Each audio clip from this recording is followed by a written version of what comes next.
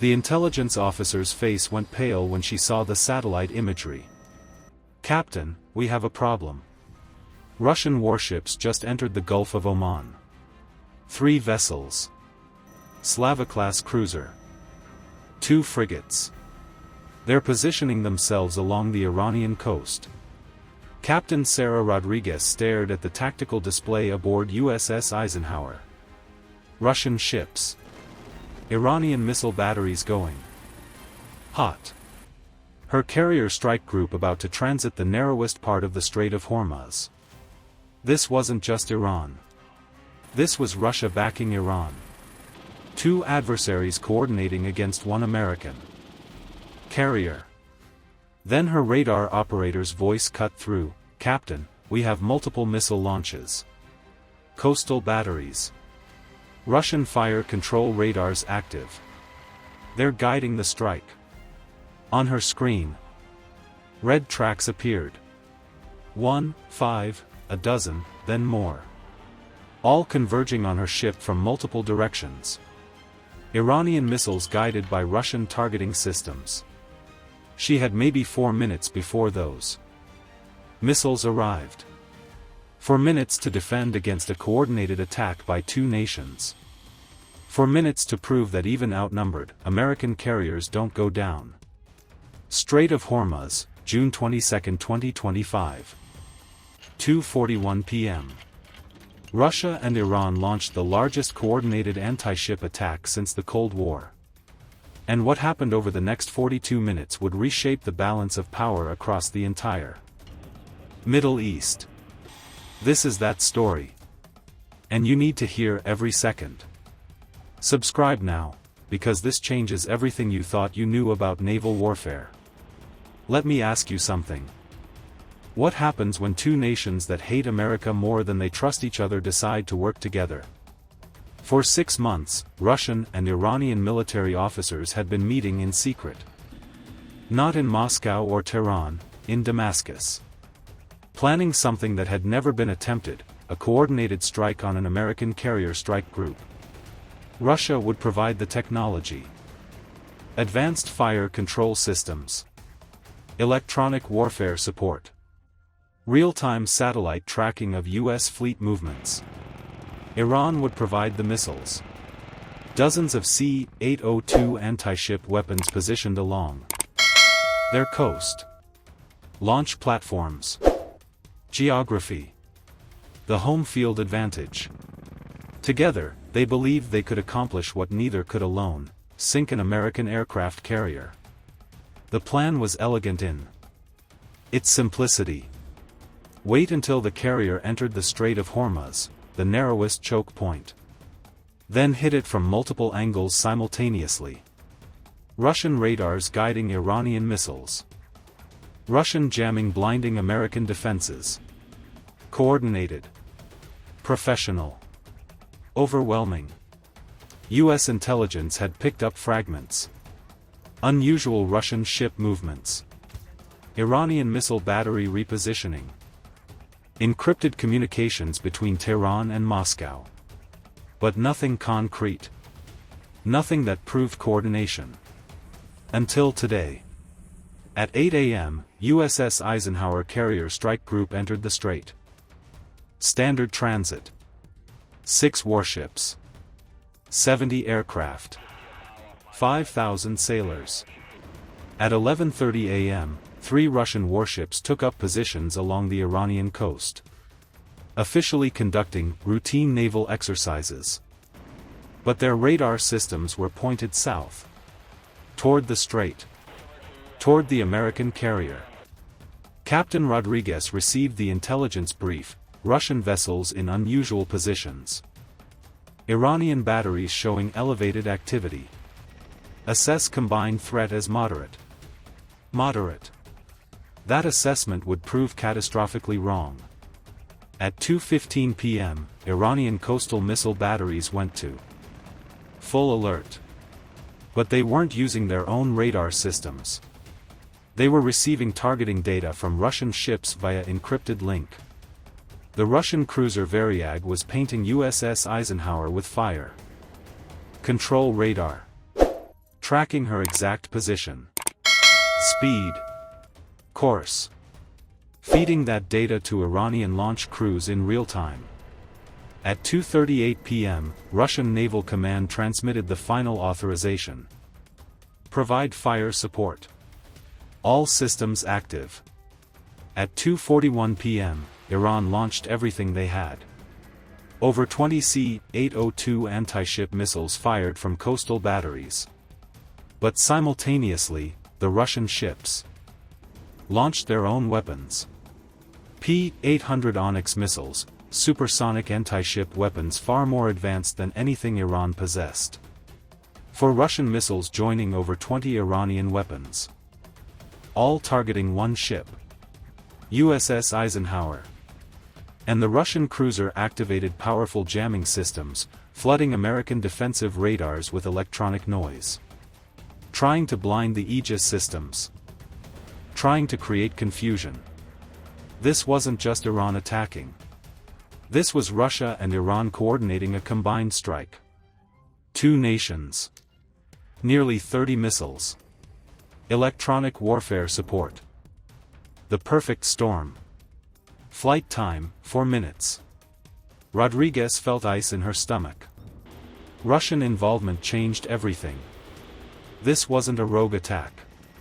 This was deliberate escalation by a nuclear power. But her voice stayed steady: all ships, weapons free. Engage all inbound missiles. Deploy countermeasures. This is real. This is where technology meets human courage under impossible pressure. Stay with me.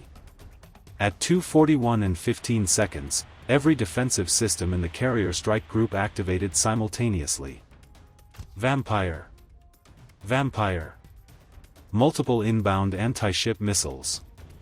Russian and Iranian origin. 4 Aegis destroyers and 2 cruisers began launching interceptors. But they were also fighting through Russian jamming. Electronic warfare creating ghost targets. False returns. Trying to overwhelm the combat systems. The American ships had trained for this. Electronic warfare officers immediately identified jamming frequencies. Activated counter-jamming. Burned through the interference. At 2:42 p.m., 80 kilometers out, SM-6 missiles engaged the first wave. First missile destroyed. Iranian weapon. Second destroyed. Third, Russian Onyx missile, harder to kill but the SM-6 tracked it anyway. Detonation. But more missiles kept coming. The Russian weapons were faster. More maneuverable. Designed specifically to penetrate American defenses. At 2:43 p.m. 60 kilometers out, the battle intensified. Iranian missiles and Russian missiles mixed together. Some sea skimming. Some diving from altitude. Coordinated attack profiles designed to split American defenses. USS Gravely's combat systems were tracking over 24 threats simultaneously. The Aegis radar working overtime. Calculating. Prioritizing. Engaging. 6th missile destroyed. 7th. 8th. Rodriguez watched her tactical display. Red tracks disappearing but new ones still incoming. The Russian missiles glowed different on her screen, higher threat assessment. More dangerous. At 2:44 p.m., 30 kilometers out, close-in defenses engaged. Rolling airframe missiles launching from all 6 ships. Shorter-range interceptors for close threats. But the Russian jamming was affecting terminal guidance. Some interceptors missing. Having to fire multiple missiles per target. Ammunition expenditure climbing. Defensive magazines depleting faster than expected. At 2:44 and 30 seconds, the Russian cruiser made their move. Varyag launched 2 more Onyx missiles. Fresh weapons joining the attack. Time to arrive when American defenses were focused on the first wave. Simultaneously, Russian jamming intensified. Maximum power. Trying to create chaos in the final seconds before impact. USS Philippine Sea detected the new launches. Additional vampires. Russian cruiser firing. New missiles inbound. Rodriguez made a split-second decision. Engage the Russian ship. Harpoon missiles. Fire for effect. 4 AGM-84 Harpoon anti-ship missiles launched. From Philippine Sea. Not at the incoming missiles, at the Russian cruiser itself. Targeting the source. The Russian captain suddenly had his own problem. American missiles inbound. He had to choose. Continue supporting the attack or defend his ship. He chose survival. Russian jamming stopped. Defensive systems activated. The cruiser's focus shifted from offense to defense. That momentary break in jamming was enough. American defensive systems got clear pictures again. At 2:45 p.m., the Phalanx CIWS activated. BRRRT. BRRRT. Walls of tungsten shredding incoming missiles. Iranian weapons first, easier targets. Then the Russian Onyx missiles, harder but not impossible. Missile after missile destroyed. But 2 Russian weapons broke through to the final layer. 15 seconds from impact. Rodriguez could see them on her display. Advanced Russian missiles that had penetrated every defensive layer. Seconds away from her ship.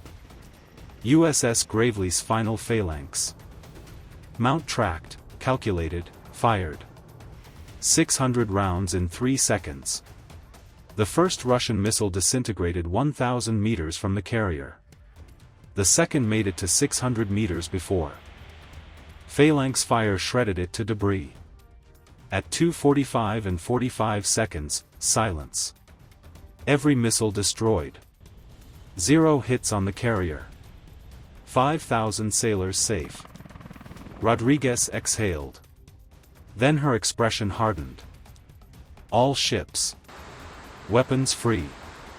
Engage Russian vessels. Sink them. This is where Russia learned why attacking American carriers means losing your ships. Keep watching. The 4 American Harpoon missiles. Racing toward the Russian cruiser Variag arrived at 2:46 p.m. 3 missiles struck. The cruiser's defensive systems got one but missed the others. Massive explosions tore through the ships. Superstructure. Fire and smoke billowing. The vessel listing heavily. Variag was crippled. Not sunk, but combat ineffective. Dead in the water. The 2 Russian frigates immediately turned away. Running for international waters. Abandoning their damaged flagship. Rodriguez wasn't done. Launch strike package. Russian ships and all Iranian facilities. Authorization from 5th Fleet confirmed. Execute. At 2:47 p.m., Tomahawk cruise missiles launched from American warships. Dozens of weapons. But this time targeting both Russian and Iranian assets. Primary targets, Iranian coastal batteries. Russian ships. Command centers. Radar installations. Everything involved in the coordinated attack. At 2:48 p.m., F/A-18 Super Hornets launched from Eisenhower's deck. Armed with Harpoon missiles and precision-guided bombs. Their orders: sink the fleeing Russian frigates. Destroy Iranian missile batteries. Leave nothing operational. At 2:52 p.m., USS Michigan, Ohio-class submarine offshore, fired. Dozens of Tomahawk missiles. Targeting Russian and Iranian command facilities. At 2:55 p.m., the first wave of American harpoons reached the fleeing Russian frigates. The lead frigate attempted evasive maneuvers. Deployed chaff. Activated defenses. Not enough. 3 Harpoon missiles struck. The frigate exploded in a massive fireball. Broken in half. Sinking rapidly. The second frigate suffered the same fate seconds later. 4 missiles. Multiple hits. The vessel going down stern first. 3 Russian warships. All destroyed or crippled in under 10 minutes. At 2:58 p.m., Tomahawk missiles struck Iranian coastal batteries. The facilities that launched the attack, obliterated. Launch vehicles destroyed. Radar systems collapsed. But the strikes continued. Iranian command bunkers. Ammunition depots. Naval bases. All hit by precision weapons. At 3:05 p.m., Russian Naval Command facility in Bandar Abbas, the coordination center for the attack, struck by 8 Tomahawk missiles. Building collapsed. Russian naval advisors inside killed. Equipment destroyed.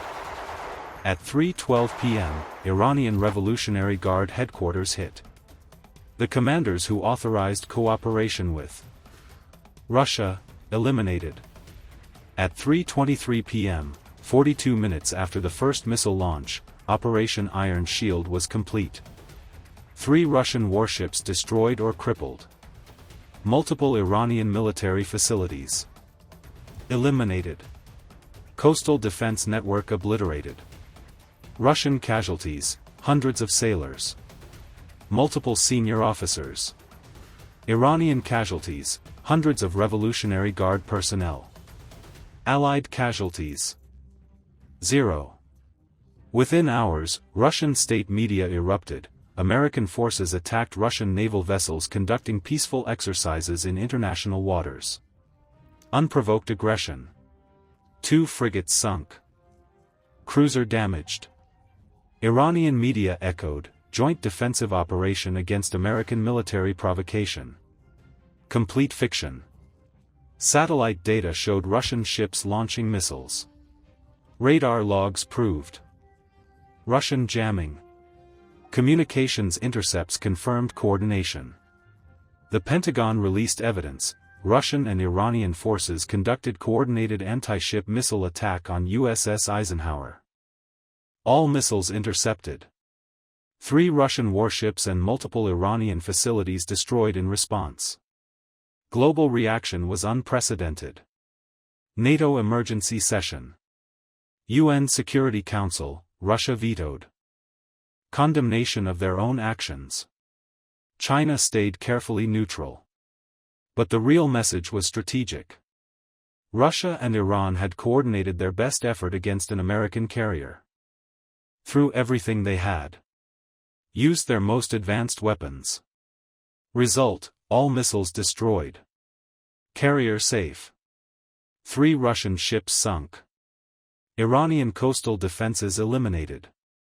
The asymmetry was devastating.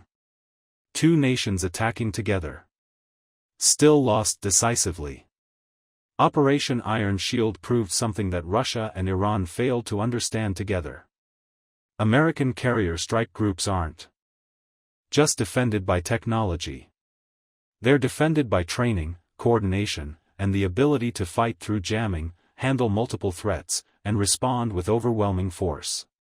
Russia provided their best fire control systems.